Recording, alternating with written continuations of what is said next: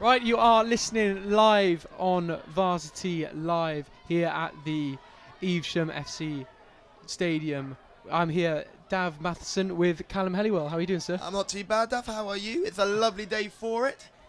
Perfect day for a spot of football, and it is the biggest spot of football we have this year for University of Gloucestershire women's football. This is probably one of the biggest ties for them this year. They've had a good season all round so far, but this is probably the biggest game they're going to face, and this will be the lead on to the men's game, which will be happening as soon as this one finishes, I'm pretty sure. University of Worcester, but Lois Colley gives in a good hit there, and it goes to the left-hand side. The winger of Worcester takes it up to the left. She crosses it in to the striker, and that is scuffed away for a goal kick for the University of Gloucestershire. That is already a concern for Gloucestershire. That's the second time they've gone up that left-hand side, Worcester, and they've really put some pressure onto the right back. It's going to be interesting to see how they handle that, whether they give us some extra support from the central defenders or Beth in the midfield, so they just drop back and give some support to that defence. This will be another free kick from the University of Worcester. I wouldn't be surprised if this is another big lumped ball into the box, see if they can just get a touch and see where this goes. Steps up, takes the shot. It is a shot. But it's well gathered by the keeper there. Christopher looked very, very comfortable there.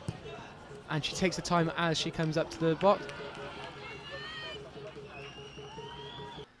And that is Bate who throws it in. That goes straight to Chloe Larkin. Chloe Larkin looks for the short pass to Kerr. Found Kerr looking over it. She looked across in the middle, but that was never she on, passes really. straight to number 10. That is cut out by Lois Colley, who passes it through to absolute air for the number 4 of Worcester to take it to the right wing, who passes it to number 11, who is by the corner flag. Looks to cross it in. That's a dangerous ball. There's some Worcester player has gone down. There were not very many calls, even from the Worcester side. I think that was quite a fair challenge, just a little bit heavy. 10. And that is out of bounds for the left back Bates. We really need to stop throwing in these American football references. Apologies.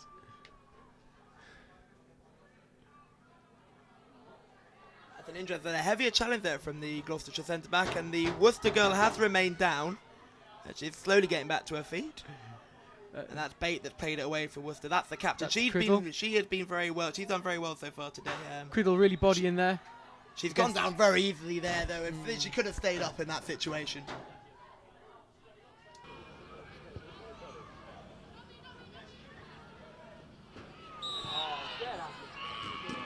And they are taking the time. That will be Criddle on the left-hand side, taking the free kick. She will whip it in.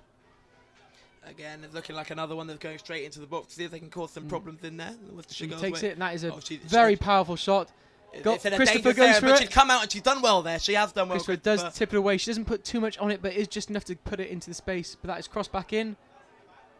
The number 5 takes a shot, Worcester. And that is a goal for Worcester. That is a goal for University of Worcester. And that was very unlucky. Has to be said, that was a great free kick taken by Criddle, number 8 of University of Worcester. And a great parry from Christopher as well, but she found herself a little bit of no man's land. She came out to parry that ball. She did have a good touch on it, but it kind of fell into the complete wrong area, just at the edge of the 18-yard line. Simple second ball was put back in. Some good strength from the striker, who ended up burying it in the bottom corner. It was just that second ball, so I think it was the centre half for University of Worcester who managed to put that away. But that means University of Gloucester are looking with vengeance, and that is intercepted by Kerr. I said intercepted. Gosh.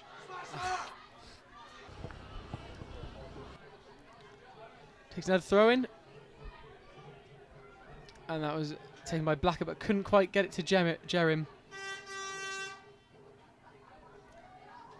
That's a lovely run. She's onside there. That's a great run by the Worcestershire striker. But coming right across and making that challenge. Larkin. Oh, she's done very well, Larkin. Tackle. She's done superb. She didn't even set up a counter-attack. That looks like a foul. There's a lot of shouting from the crowd and nothing being given. Tempers is starting to flare as Jerem takes the ball and gets some control back. Jerem has not let that phase anyone. She's looking for Blacker there. She hasn't found her, but that got a little bit touchy in the middle of the field there. Chloe Larkin, what a tackle. Because it's very notable that Porsche. Oh, great challenge from Hogan there. As Blacker continues to do well, is going to put pressure on the centre back. And that's intercepted by Smith. Smith can run here. She can run. She's in space. Black is giving her an option, but I think she's going to carry on herself. She's looked for Blacker here.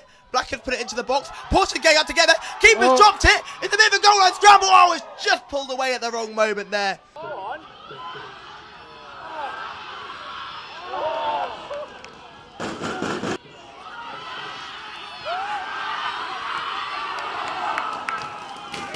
And that was Christopher just collecting another ball in. She's been superb in goal all day, to be honest. No worry there. And that could fall to Bradley, who's got a chance to really take on her girl here. And she does miss that. She doesn't bring it down in time. Although the temperature has dropped a little bit, the sun has come down, which can be impeding for the vision of the players. Pretty much to see why Christopher's still keeping that hat on, just to ensure that she can see everything when it's going on around her. And that is the centre half. Edmondson coming across there. She's really making an impression here, but that is the ball that's gone through. The flag has remained down. Worcester could have a chance to make this 2-0. Looking for the square. Oh, what a great save again from Christopher. She'd been superb. She'd been the best player on the pitch for Gloucestershire. I'm not going to lie about it. She'd been absolutely superb.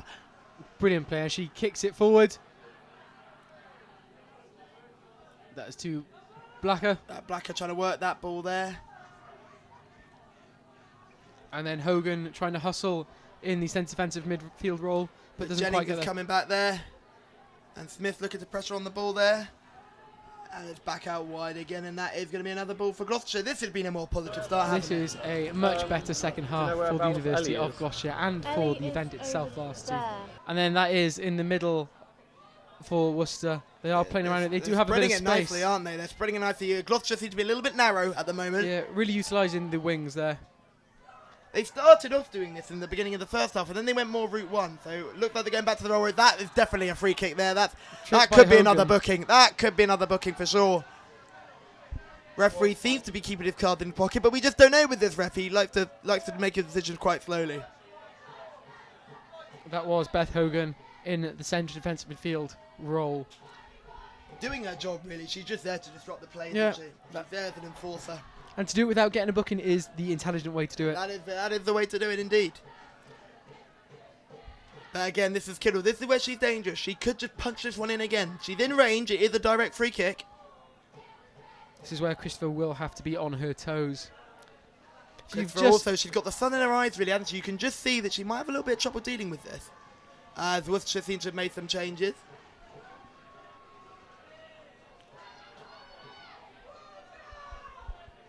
Edmondson's just dropping back into a more defensive position. Looks like Gloucestershire aren't looking to counter-attack as Kittle puts this in. She's gone for goal. Oh, she's got an absolute stunner. Brilliant goal. It's an absolute stunner. We read it from the beginning. She was in the position where she could have a go, and that is absolutely stunning. What a strike there from number 8 Kittle. She'd been the difference maker on this team, and she's come up with another belter of a goal. That was an absolute strike. From about, how far would you say that was? About 30 yards out, wasn't it? I'm not going to lie about it. I think 33 yards out. And that was a great strike. Really, Christopher has had a brilliant game, but she is not the tallest of goalkeepers, so could have really made use of that and just drove it high, and that was just under the bar in the middle of the goal. All she get that over the wall and down in time to sneak under the bar, and unfortunately Christopher just can't do anything about that.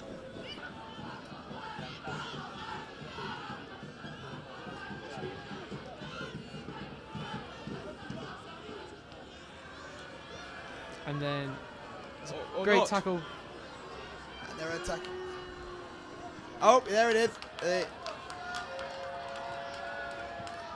This is on the left wing.